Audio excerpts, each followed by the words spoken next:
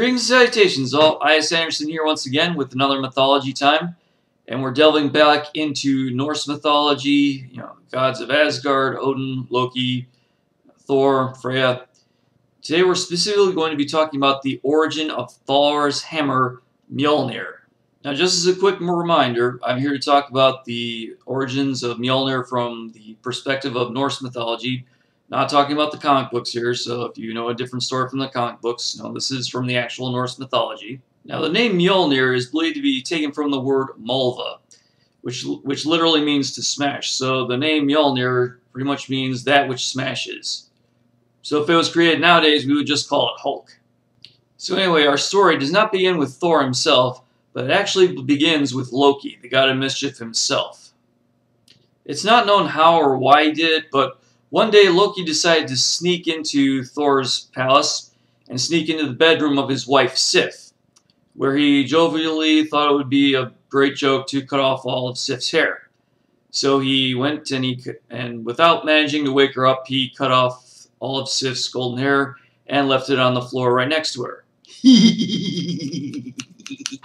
Oh, Loki, you rascal. Now, this next part may come as a shock to some people, but when Sif woke up and found all of her hair on the floor rather than on her head, she didn't think it was so funny. And she spent the next few hours complaining and crying to Thor, and the two of them realized that it had to have been Loki, because who else would have bothered to do something like that? So, of course, Thor went and he confronted Loki. Oh, you son of a bitch, I'll break every bone in your body. You know what I've had to listen to for the last few hours? Thor, it was a joke. It was a joke. Joke my ass. I ought to break every bone in your body twice. What exactly you think you're going to do about this? I'll make it up to you. I swear, I will. You'd better. So what Loki does is he tells Thor that he'll go to the dwarves and have them spin her a new head of hair, a new wig, so that she can wear. And he said that the dwarves would be able to do it so well that it would eventually, grow into her head and become her new head of hair.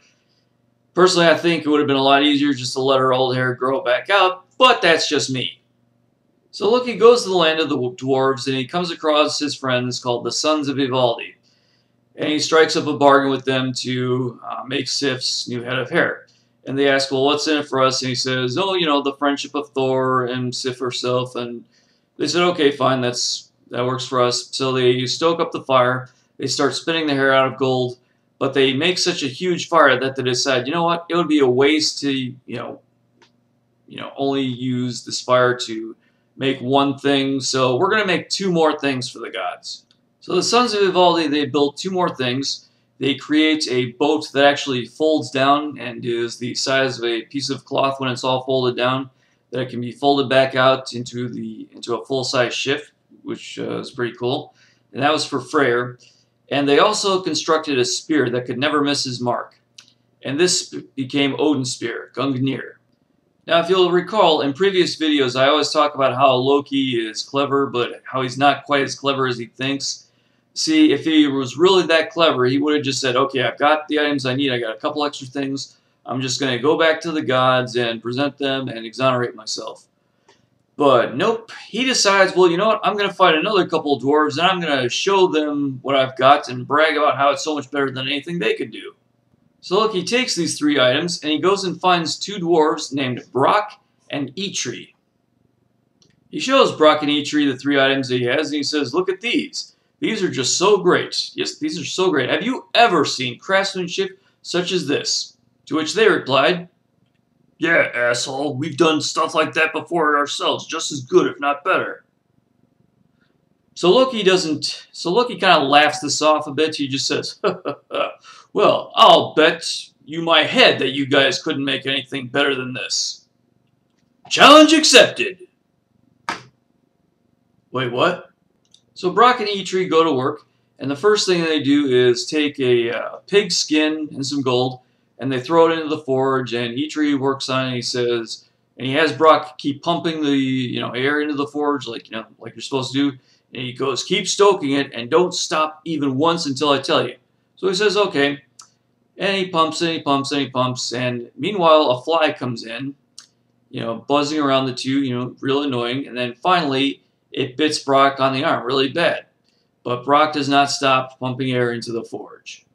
When it was done, they pulled out a boar with golden hair on it, and this became Freyr's boar. I'm just going to put the name on the screen so you can read it yourself, because I know I'm going to butcher it. So next they take some gold, they put that in the forge, and again Eitri tells Brokk, just keep stoking the fire and just don't stop until I tell you.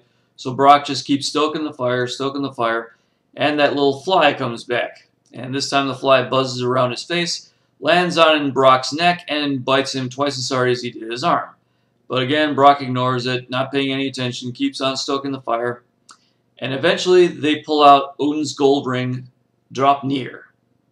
Yes, this ring was eventually given to Odin, and on every 9th day it would magically replicate 8 replications of itself. What Odin did with all those extra rings, I have no idea. So lastly, they put a whole glump of iron in the forge. And again, Brokk stoking the fire. Don't stop until he tells you. This time the fly goes buzzing around and eventually lands on his face and bites him so hard that he actually bleeds from the forehead and bleeds into his eyes. So this time Brokk, he has no choice but to just take a minute and wipe it out of his face. But then he loses time stoking the fire. But he keeps stoking it and keeps stoking it. And eventually they pull out a hammer with a smaller handle. Now, as you've probably guessed, that fly, of course, was actually Loki. Changed himself, hoping to cause enough problems while they're forging so that the items they produce wouldn't be as great as the other items. So now, despite the small handle, the flaw of the handle, the dwarves are, pretty happy with what they've got, and they decide that Brokk will go with Loki to present the 3 items that they created. So Loki and Brokk travel back to Asgard, items in tow, and present the 3 gifts to Odin, Freyr, Sif, and Thor himself. All 3 gods examine all 6 of the items, weigh their minds, figure which ones are the best, and eventually they all agree that Thor's hammer, Mjolnir, is the best one they have, because that can actually be used to kill giants. And so now Loki owes Eitri and Brokk his head. Wait a minute. You get my head, but you don't get my neck. You're trying to sever my neck. So therefore, you can't take my head because you can't sever my neck to do it. Ha!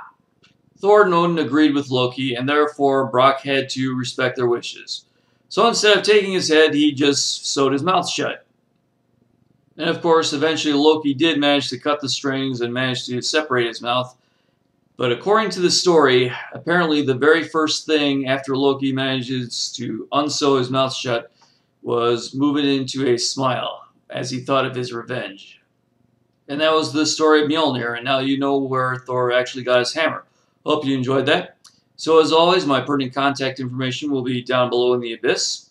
And please comment, rate, subscribe, you know the drill. And until next time, this is Isaiah Sanderson telling everybody, make your lives grand and have a good day. Thank you very much.